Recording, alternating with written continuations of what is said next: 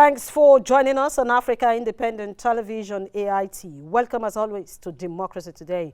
I am Ijoma Osamu.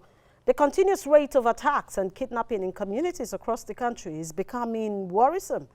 In 72 hours, 3 states in the northern Nigeria were in the news for not a cheerful report. On Thursday, report filtered in that over 77 persons were picked up by armed bandits in Kaduna State. That same day, Zamfara State got its worst day of heat from the daredevil bandits. And few hours later into Friday, the killing of some of the Greenfield students kidnapped was released. These were far from the report of attacks on some community in both Kaduna and Niger State. And on Saturday, another report broke of attacks in Geda community in Yobe State. But the army was quick to denounce the report, saying that the Nigerian force repelled the attack and many terrorists were killed. This report has become controversial as there are allegations that the insurgents were not repelled by the army, but terrorized indigents even up to Sunday morning. What about the burning down of the house or the home of the governor of Imo State, Hope Uzodinma, in a local government area of the state? I was coming back and I saw some gunmen. They surrounded me, and with my brother and other people we are together and collect our phones and said they are coming back, and that's what I saw. People are scared, and people we are running away. So all of a sudden we saw so many people that they were with vehicles and tipper, you know, so people are running away. Everybody is fearing. Everybody is fearing, and we are about to run. See the situation, the market, nobody. The situation in the community now, are people scared? Like, we are living in fears. We are living in fears. As you are looking at me now, my children has even fled my village to other neighboring communities. So we are against this hoodlum. What was that some group of hoodlums attempted to attack the residence, the country home of His Excellency Distinguished Senator Hope Uzodinma in Omuma. They attempted to attack it, and probably with the aim of raising it down. But fortunately, very gallant security operatives attached to the governor's house were able to repel the attempt, and so they did not succeed. Preliminary investigations point to the fact that the thing was politically sponsored. So, but no conclusions yet. And in the face of this security crisis is the much talked about controversy over Minister of Communication and Digital Economy, Issa Pantami's alleged link with Taliban and Al-Qaeda. The issue seemed to have attracted more reactions. There are those who feel Pantami should either be sacked or resign voluntarily. We shall examine this issue on the program tonight, but let's take some political developments if we'll have any. And moving on, we'll quickly just move on to our focus tonight, which has to do with the call for Issa Pantami to vacate, to step down as a minister in the Federal Republic of Nigeria. We'll continue with it, but let's quickly go for a short break, and then we'll come over to start with our own issues for tonight. Stay with us.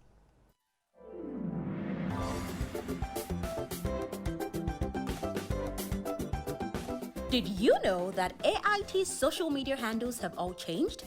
If you are one of the millions of our followers on Facebook, Twitter, and YouTube, this is introducing to you AIT's new official and rebranded social media handles. Like or follow us now on our Facebook page, Official AIT Live. If you're on Twitter, switch to our new handle at Official AIT Live and activate the notification button to get breaking news and updates on the go. For exclusive short videos and photo news, follow our Instagram account at Official AIT Live.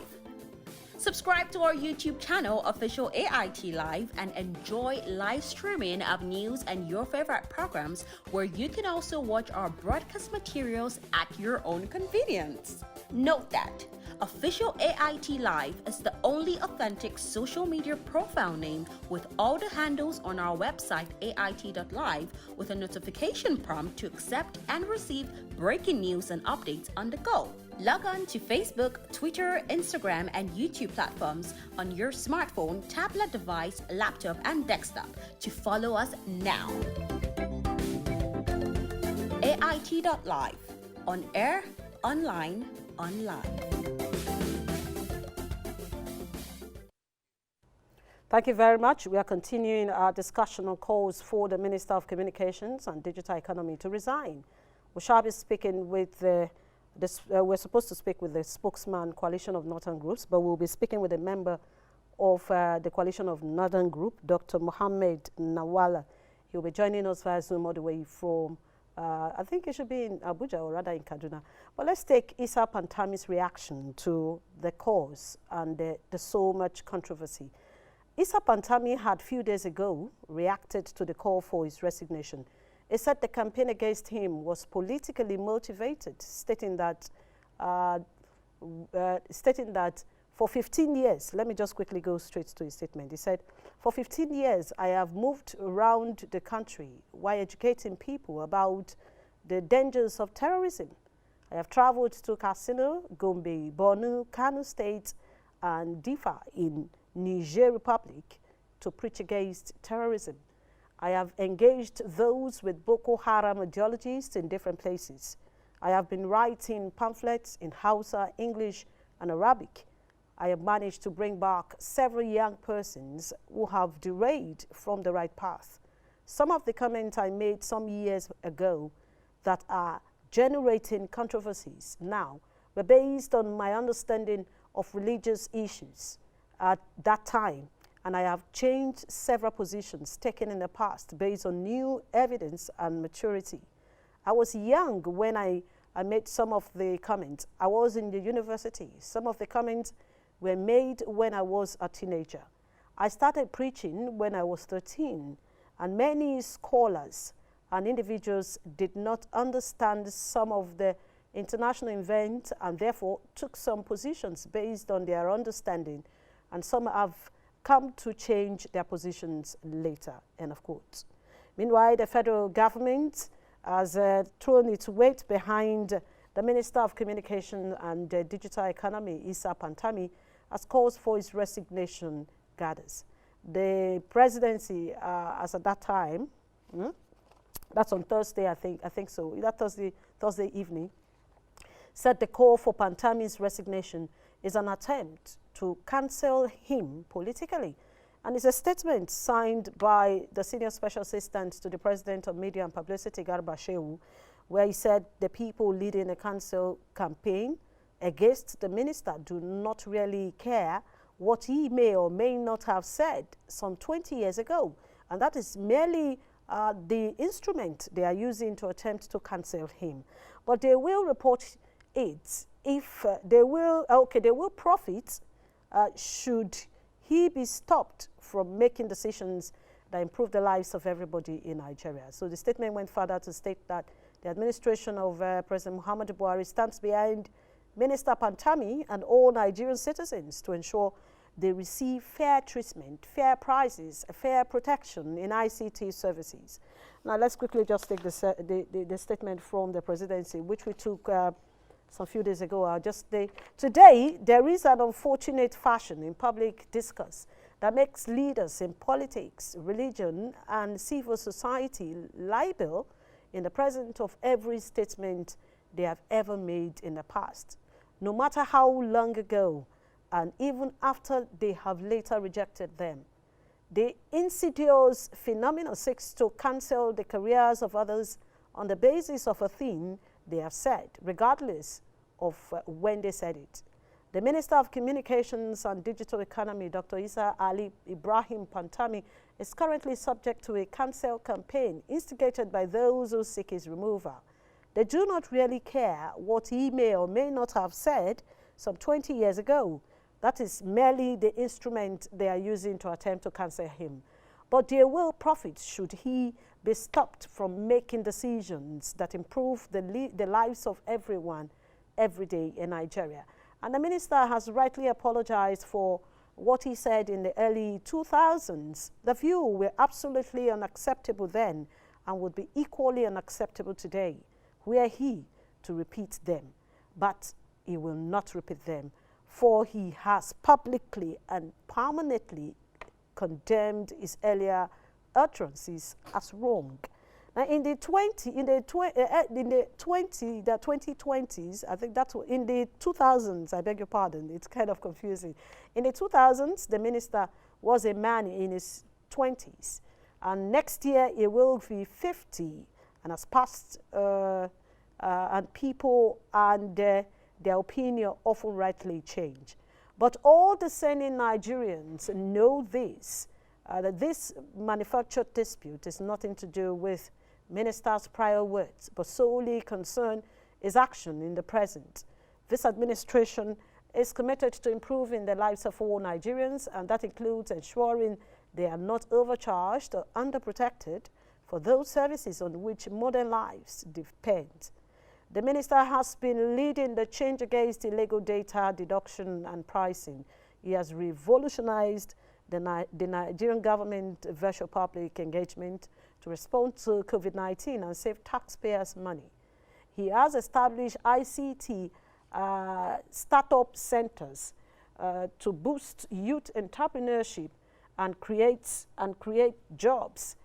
He has changed policy to ensure locally produced ICT content is used by ministries, starting from his own. And he has deregistered some 9.2 million SIMs, ending the ability for criminals and terrorists to flagrantly use a mobile network undetected. And in 2 short years, Minister Pantami has driven the contribution of the ICT sector to the GDP to more than 18%, making it one of the top 2 players, playing a critical role in the emergence of economy from the COVID-19 induced recession. And in putting people first, the minister and this administration have made enemies.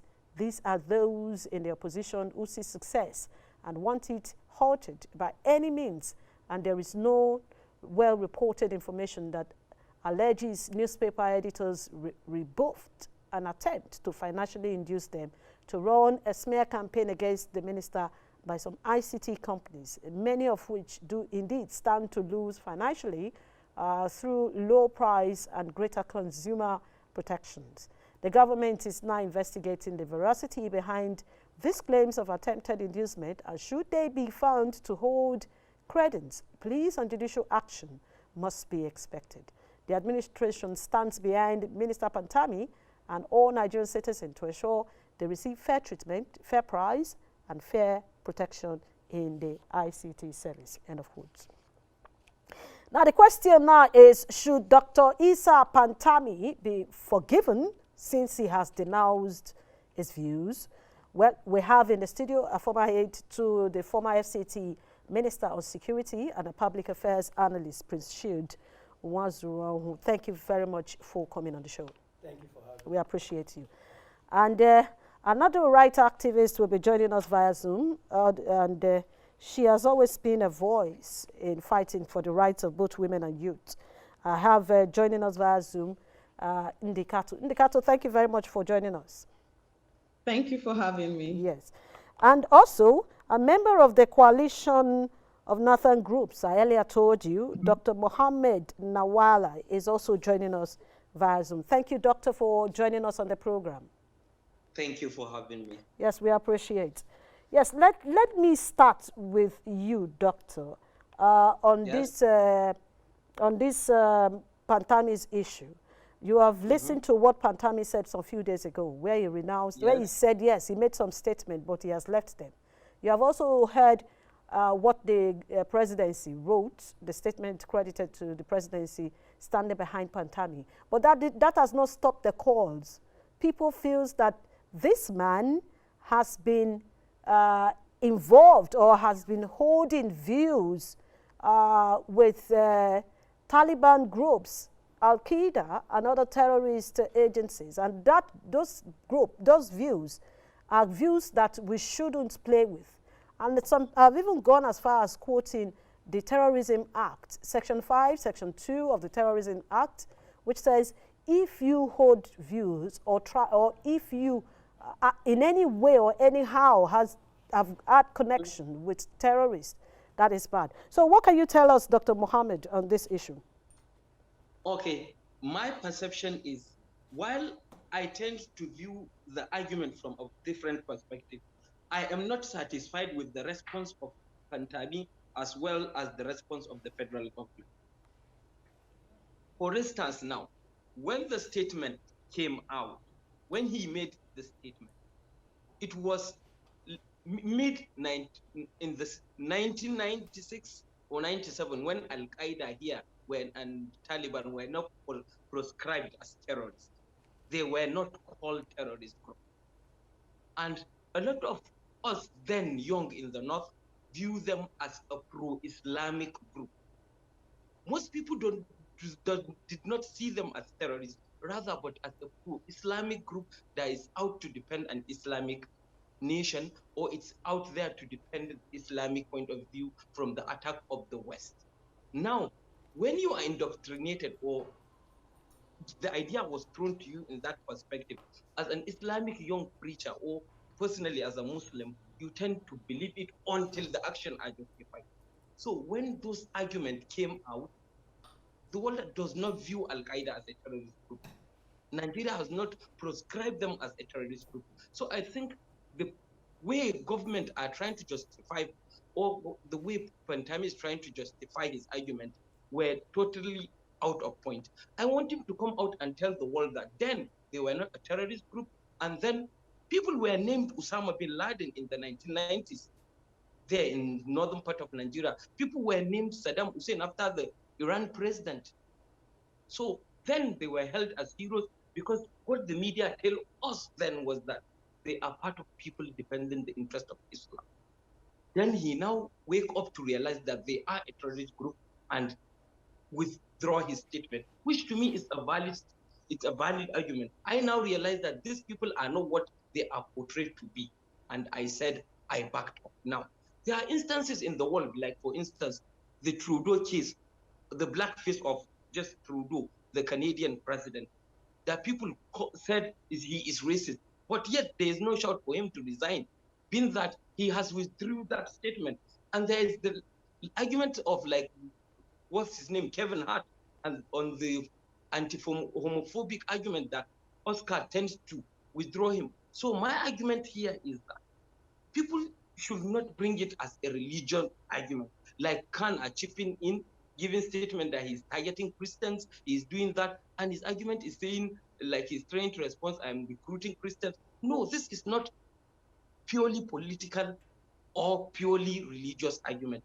He has supported Al-Qaeda, if at all he did, because as a Muslim then, he is made to understand that they are a pro-Islamic group out there to support and protect the interests of Muslims around the world. That's the perception we have. Now that perception has changed, and he has understand that's not the argument, and he has changed his perception. So I don't think calling for his resignation based on this fact is what we need to do.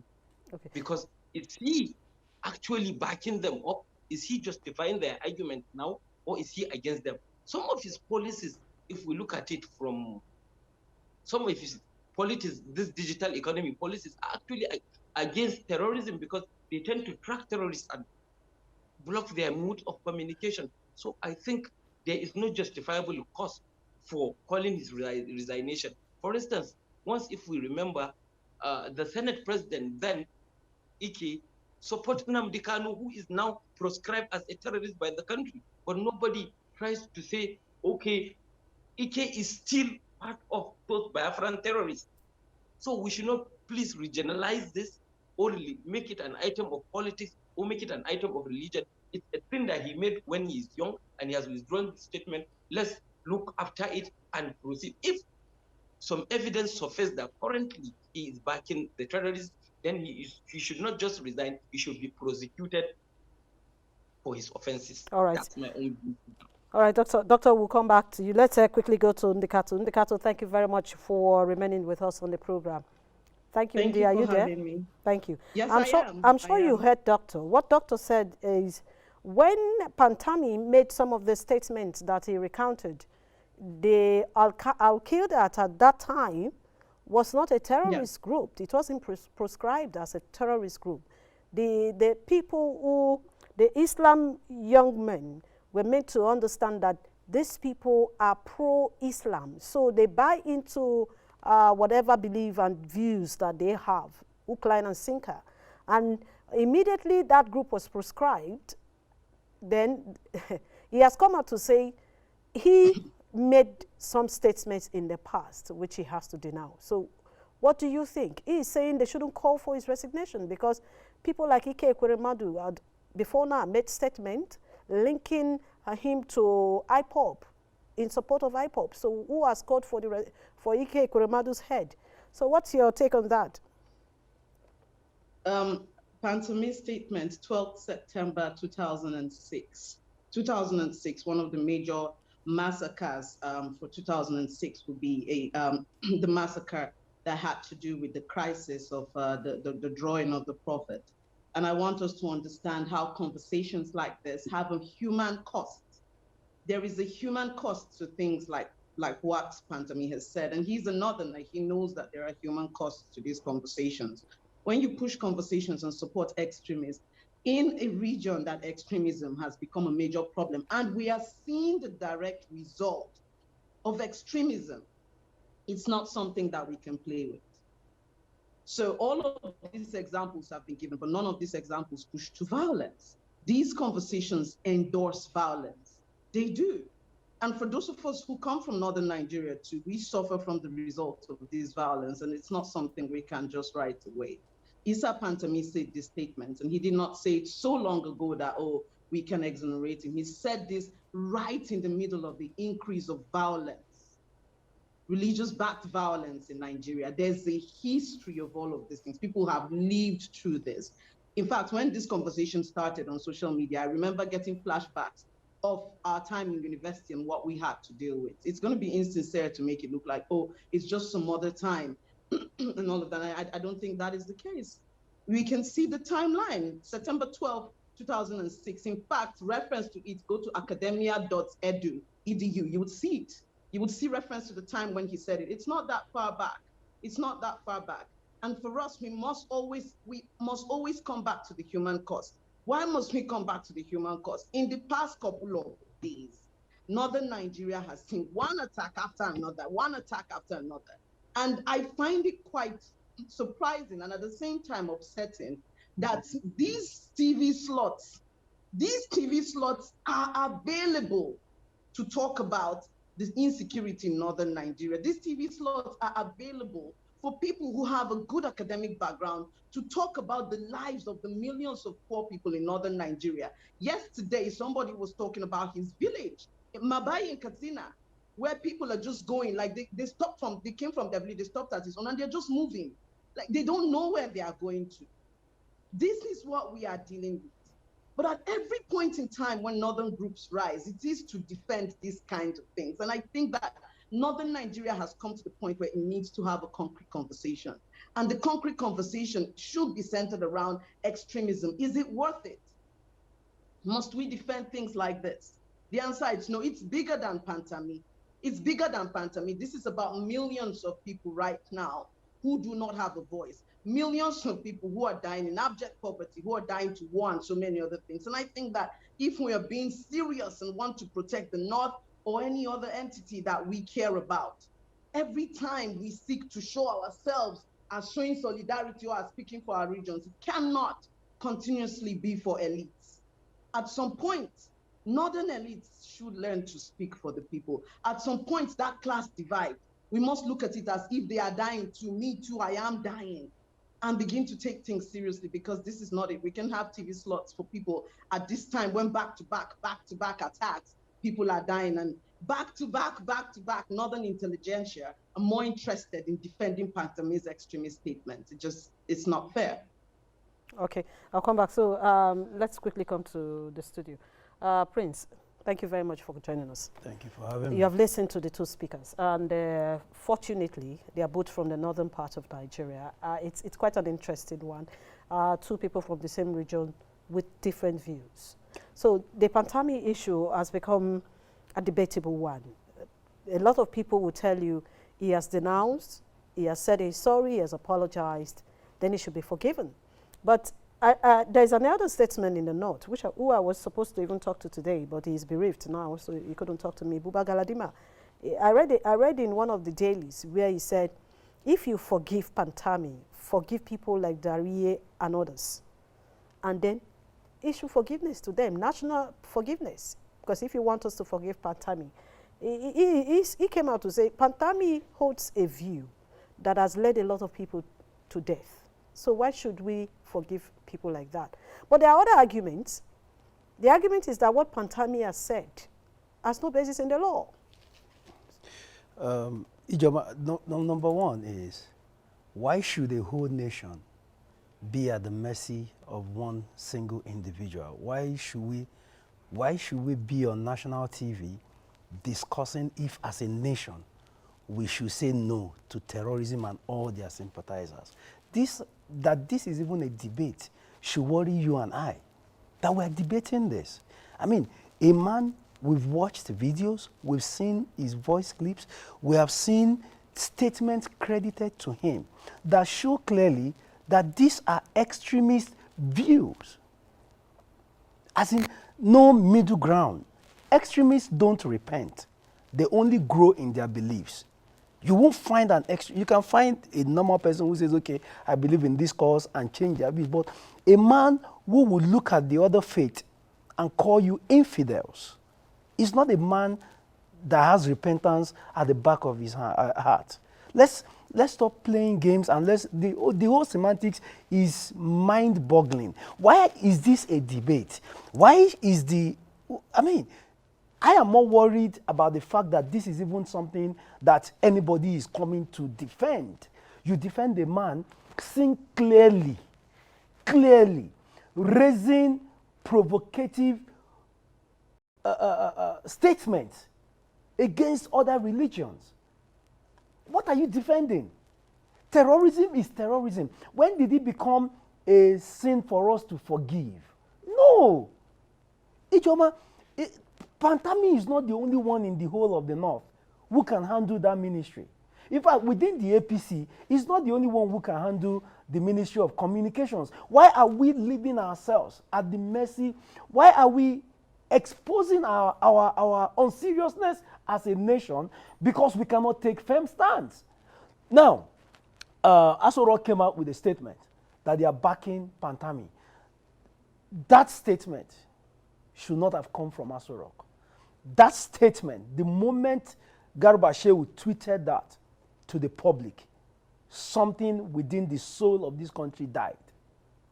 We either accept it or we don't. At the moment that tweet went out to the public, reasonable Nigerians have decided that they are now going to be, no matter the crime anybody commits from my region, from my place, I will stand 100% by the person. This is not how a country is governed.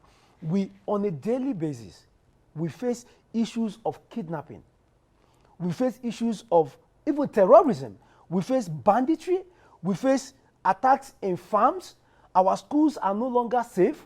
A university, a private university was attacked a few days ago. 3 students were killed. This is not a time for us to throw ourselves at the mercy of one man who has come out to acknowledge that, yes, he had extremist views. Ijoma, big telecom companies, we want to have meetings, both those in Nigeria and outside the country. They want to have meetings with your Minister of Communication. And at the back of their mind, they are thinking, this guy is an Al-Qaeda sympathizer. What does it do to us as a nation? I am scared. Since this thing came out, For every day that Pantami spends in office, I am scared. And I have every reason to be scared. Because if a man could come out and say, Osama bin Laden is a better Muslim than me. Osama bin Laden is a better Muslim than me. That man has no place in a national office, in a public office. He has no, in fact, we should be a serious nation. We set up a think tank, a committee to view all Pantami's calls. Every correspondence he has had since he became minister, because in his hands lie our data, sensitive data, very private data. They are in the hands of this man who does not like my religion, who calls me an infidel. I'm not encouraged to go register for the NIN, because I cannot give you my house address, give you my office address, give you my parents' names, my village. I can't give it to a man that I have seen speaking in support of Al-Qaeda. I can't.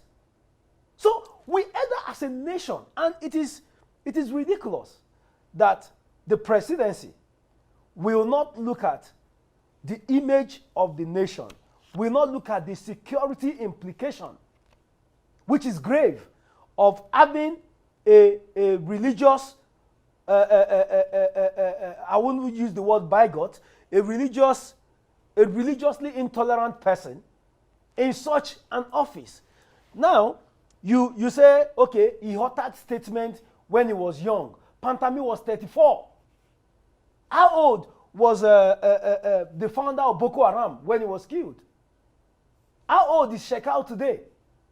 We cannot. You see, that statement just placed an official stamp on us as a terrorist supporting, a terrorist defending, a terrorist loving nation.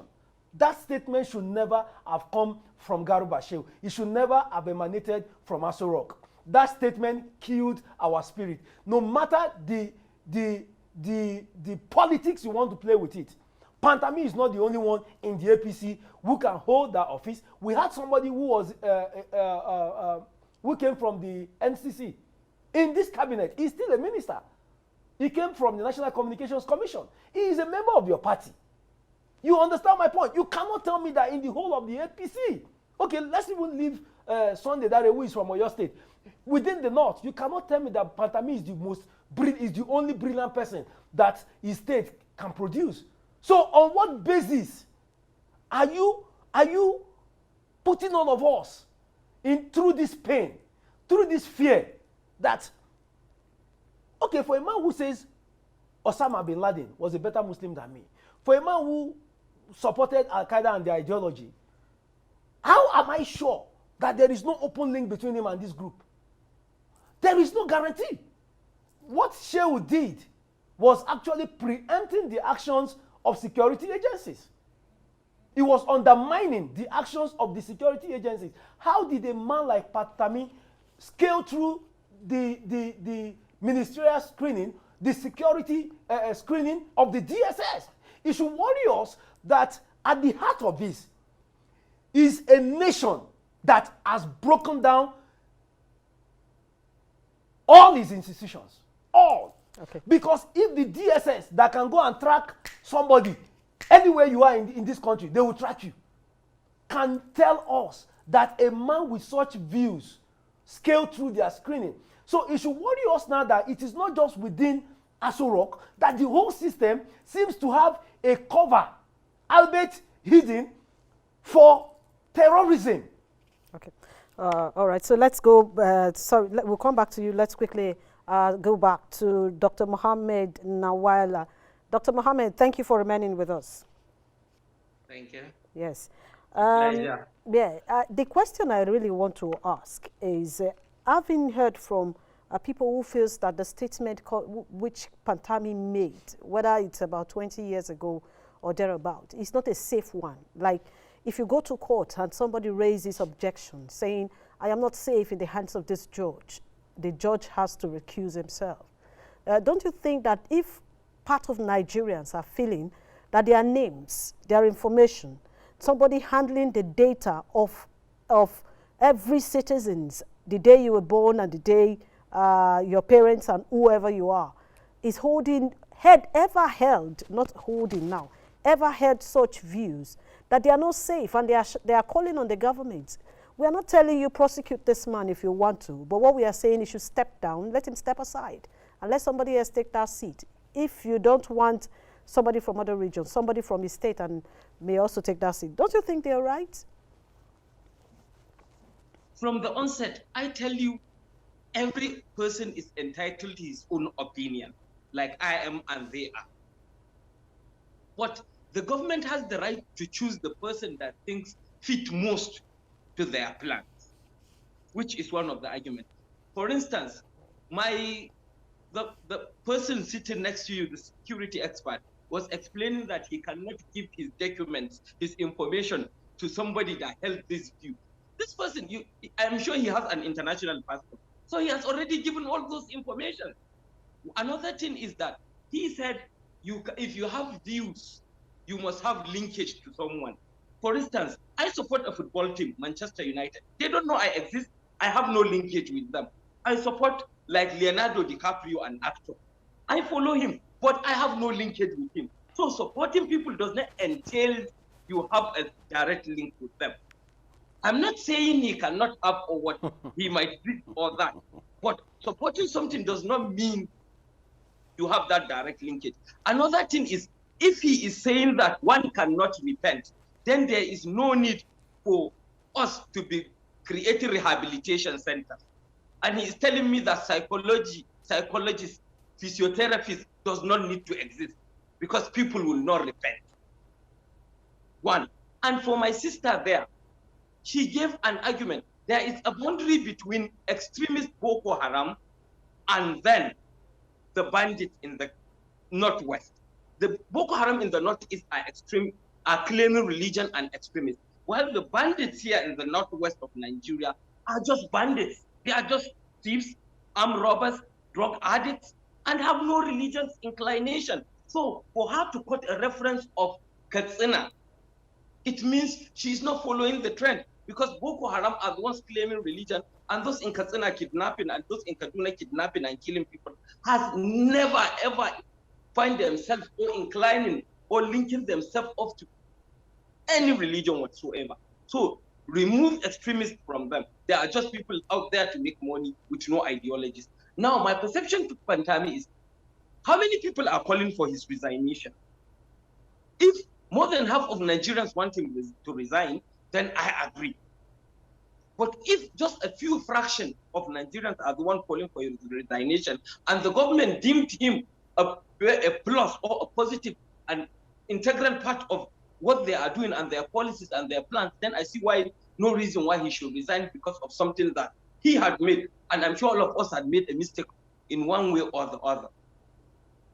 Another argument that we need to look at is, why is it that it's only now, just 2 weeks or a week, that these statements are surfacing, when he is trying to link scenes with your name so that you can be tracked? Why is it that it is only now, after 4 or 5 years he has been with this government, that these information are resurfacing?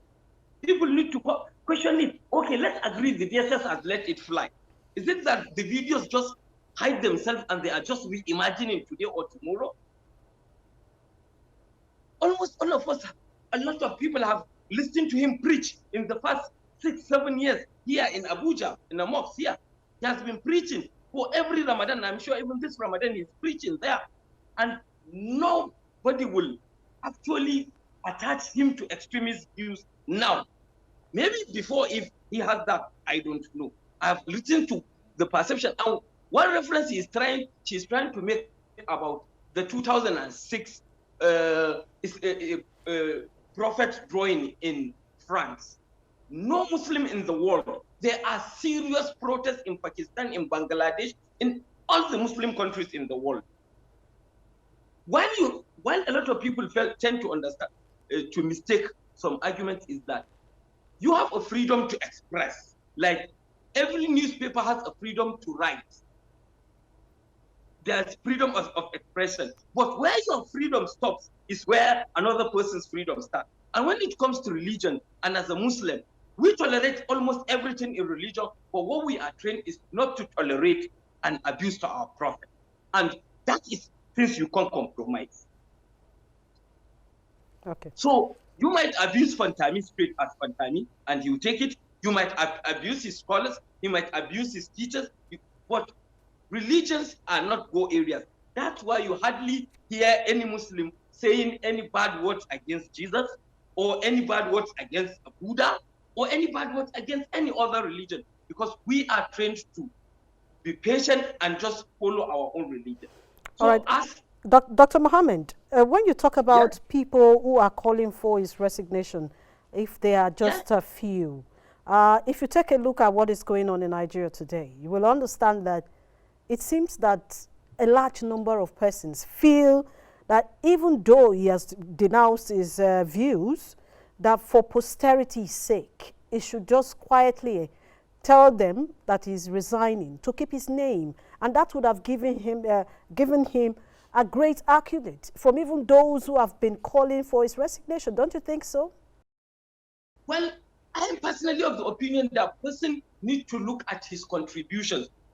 Maybe he has seen a gap.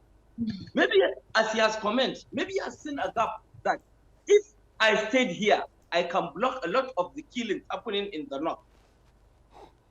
But I think for posterity's sake, as you are saying, if he viewed it as he can leave, I don't care. He should leave. There's a lot of competent people that can take over. I'm not denying that. Nigerians are blessed with talent. But if the government trusts this person to execute their agenda and policy, then I see no reasons why he will just resign for that. We have over 200 million people.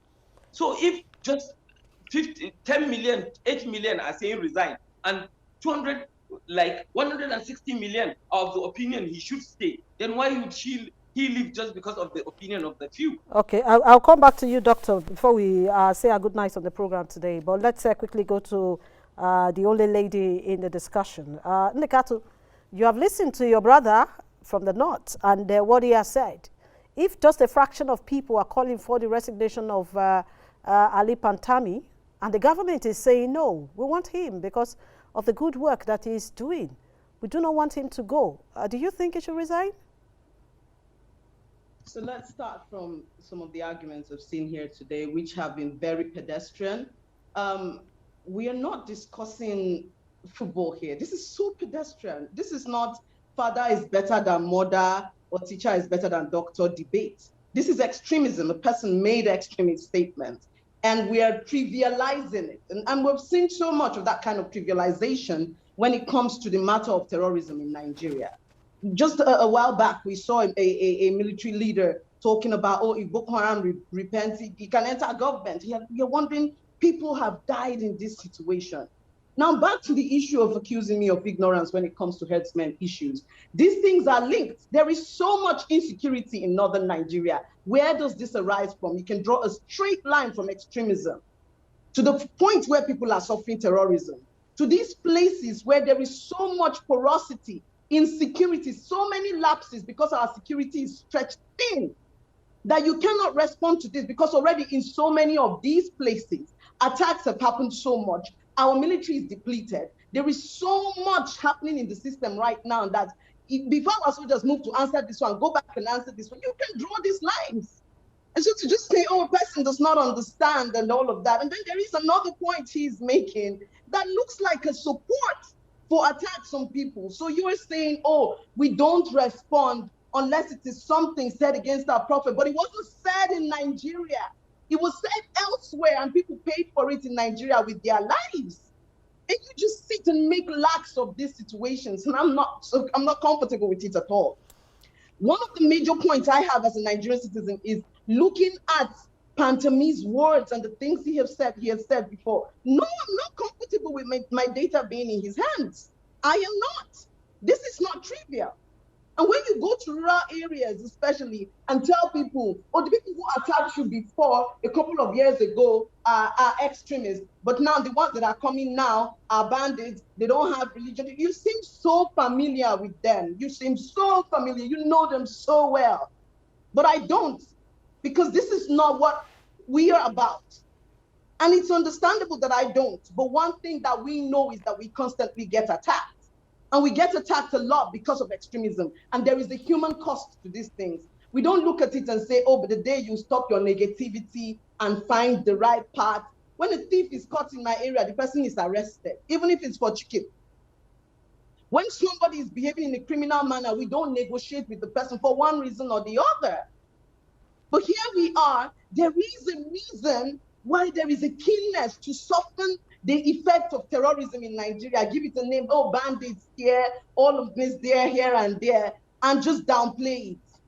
So eager to talk about, to proscribe IPOB as terrorists. Do you know how long it took to proscribe Boko Haram and how much damage was done? And how till today, this nation is being terrorized by herdsmen, but you can't proscribe it. You want to say, oh, they are bandits, they don't. No, we can't continue to play these games. We can't on one hand say, this is how I feel about it. Oh, I don't care if Pantami decides to step down. It means that you are not invested in this. So why are we having this argument? I am invested in this. The current state of Nigeria should not be so. And you cannot be dishonest and not try to divorce it from extremism down to this fall. Of course, violence will thrive in things like this. Look at what is happening in Imo State. We still can't say, this one will say, the governor will say it's not IPOB. IPOB will say, oh, it's not us. And that group will say it is IPOB. But one thing is clear is that the state of insecurity in Nigeria has made it understandable for groups, anybody, to hold weapons and carry out any kind of act they want to. If we are tracing how we got here, how did we? How can you, in good conscience, come on national TV and defend riots that came from a Danish cartoon and say, oh, we're not like this, but if you try this, who tried it in these areas in northern Nigeria? And when? We can't be having this kind of conversation.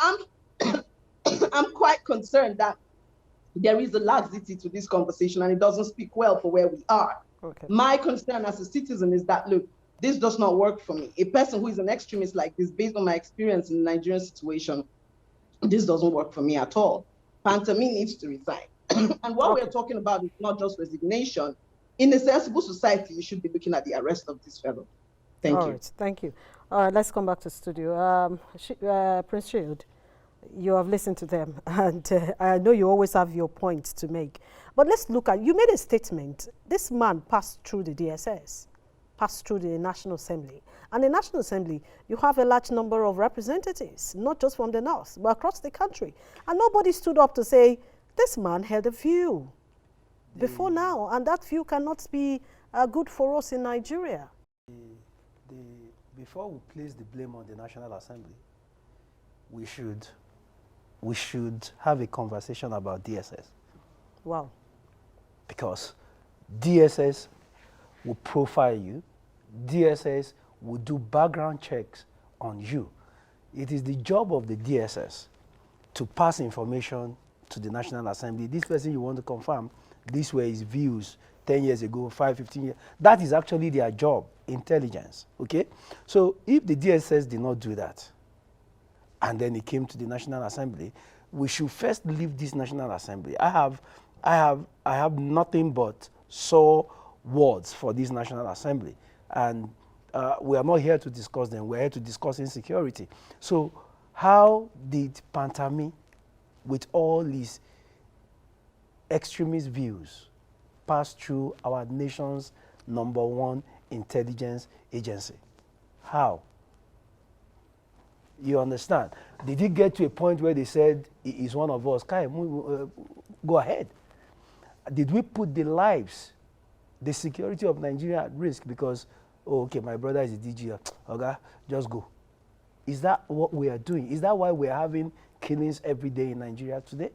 We need to ask serious questions. See, we will need to interrogate the decision of the DSS to let Pantami, we should leave every other thing, because if this is only Pantami that we know, we don't know how many Pantamis are in the administration. We don't know how many Pantamis have access to Aso Rock. We don't know how many Pantamis are roaming around. So, who was the DG DSS when this happened? Who and who interrogated or interviewed Pantami? Who was in charge? Who went to get the dossier? Who went to get information, data on Pantami? Which officer? See, we need to get it to the last. If not, you see, this fight against terrorism that we're doing is a joke if we don't do that. Because what we're doing is we're just throwing the lives of our soldiers away in the forest. If we cannot determine, and when I say to the last point, to the last officer who was involved in the Pantami screening, the last officer, because you owe 200 million citizens due diligence on this individual. If by your own fault you have put all of us at risk, you understand what I'm saying, then someone needs to be held accountable. Listen, the whole thing, the whole system is beginning to scare those of us who think deeper. Because now you're sitting down in your home and a lot of thoughts keep crossing your mind. There was a time that Boko Haram, they attacked the military, who had a large amount of cash with them. And how did they get that information? Ijoma, they know that, okay, some people are moving from point A to point B. How did they get, who is the insider? See, to fight banditry, honesty is required on the part of government that I will not side with these people. That honesty presently is missing. See, sincerity on the part of government to say, even if my name is Nwazulahu, even if the person caught is Nwazulahu, even if it's from my home, the law must take its course. The moment you remove that seriousness on the part of government, and then you start giving cover, whether openly or subtly, you have messed up the fight. Ijoma, what we are facing on Pantami's issue is very simple. Okay? Pantami made statements that led to a lot of things. Pantami's history as in one school that he was, and then another one in a mosque that he was leading. Yeah. These things are in the public space. Okay. Listen, with everything that has come out about Pantami, it is in the interest of this government to let him go. It is also in the interest of Pantami, because you have been this man who has held such strong views about your religion. Many see you as an imam, I don't know what they call this. Sheikh, he's a sheikh. A sheikh. Do you understand? Many respect you for your views. At this moment, the allures of office, the comfort, the whatever, now you're torn in between staying and messing up the government and the country, and living and going to hold on tight to your faith. So it's even a conflict of interest for Pantami on his own. If I were Pantami, and I will advise him as his younger brother, I will advise Pantami, throw in your resignation letter. Okay. All right, that's the most we can take. But before we go, let's just quickly take 10 seconds each for our parting words. Dr. Mohammed, yes, the question I want to ask you, so that you can just tell us your final word on the program tonight, is now Pantami has done a lot, like the government pointed out in their statement. But if Pantami is remaining in office because he needs to fight bandits, he needs to gather data to block bandits and terrorism, how come Nigeria is faced with these killings, attack, Boko Haram, bandits attacking, not just in the north, but it's spreading to the southwest, the southeast, and even across the country? How come? Well, that has to do with the leadership quality of the presidency, the leadership qualities of the government. Because, for instance, an NSA, National Security Advisor, comes out to tell the world that the money to buy weapons have been siphoned. The presidency were fired up until, was it day before yesterday, that the current chief of army staff, I think, was there to tell us there are no weapons. So the security has not been mobilized. The securities are not enforced. They are not being mobilized. They are not equipped to fight this. Okay. And I think another thing has to do with our attitudes. All right.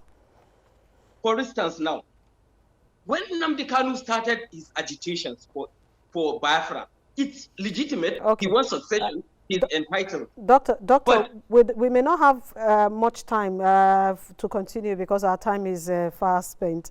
I would like to really apologize that we'll just stop your conversation there. Hopefully we'll be having you next time talk on security. I do hope and believe we'll have you come over to talk on security. In the Kato, 10 seconds, please. So the issue still remains that nobody else is on trial apart from Pantami. This man is unfit for office, and it is unfair that we're still debating it to see what he has said. We cannot see the human cost of these kinds of conversations. Okay. I will tell any Northerner that this person is not enough. One person is not enough. And it's not also a popularity contest to say, oh, if 12 million people are concerned, but there are more people who are not concerned, it doesn't matter. The concern of this group of people should matter if 12 million people are concerned. Right now, Northern Nigeria deserves better. Okay. We all know it. Dr. Mohammed, we all know it, and we must have this conversation. Thank you. All right, thank you very much. Shield, just 5 seconds so that we... You give everyone okay, 10 seconds. Then, Why 10 are you seconds. giving me 5 all right, seconds? 10 seconds. So that anyway, for me, I think the National Assembly should invite Pantami. And when I told you earlier that I didn't want to talk about this National Assembly is a huge joke. It's a huge embarrassment to what a legislative house should be. But to save their name, let them still invite Pantami. Let the public hear Pantami recant with his mouth. Thank you. All right, that's the much we can take on the program tonight. I'd like to say thank you for joining us tonight. Hopefully, you'll be joining us tomorrow at 7 p.m. for another interesting package of this program. And until then, follow me on my handle at EG Osamo. Good night.